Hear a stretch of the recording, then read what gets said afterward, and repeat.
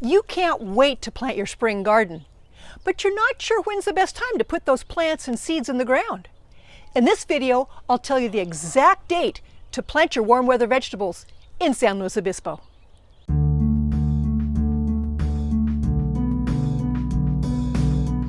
There's lots of conflicting information about when is the best time to plant. Seed packets often say to plant when the danger of frost has passed. In San Luis Obispo, that last frost date is February 15th. And I've got news for you. That's way too early to put plants in the ground. The next point of confusion is that you'll see warm weather crops showing up in nurseries and home improvement stores as early as February.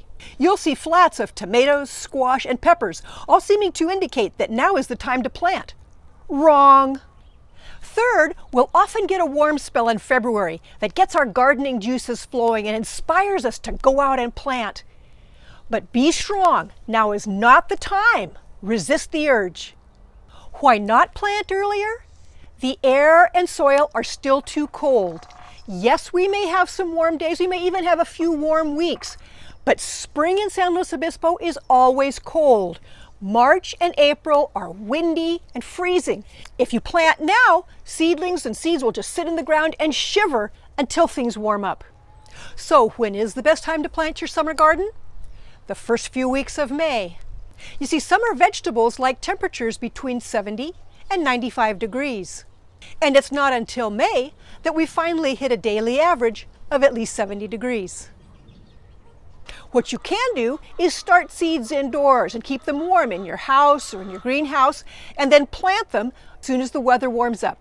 Don't worry about the growing season being short. Our mild climate allows us to garden well into the fall. I regularly pick tomatoes into November, even December. I've included a link to the frost dates and the weather data for our county. I've also included a link to the University of California about how to grow all different kinds of vegetables. I've put that information in the description box below. Of course, your experience may be different than mine. Your garden may be more protected, or you may live in a different microclimate. If it is, let me know in the comments section below. And remember, if you've got a gardening question, ask us. Master gardeners are always available to help.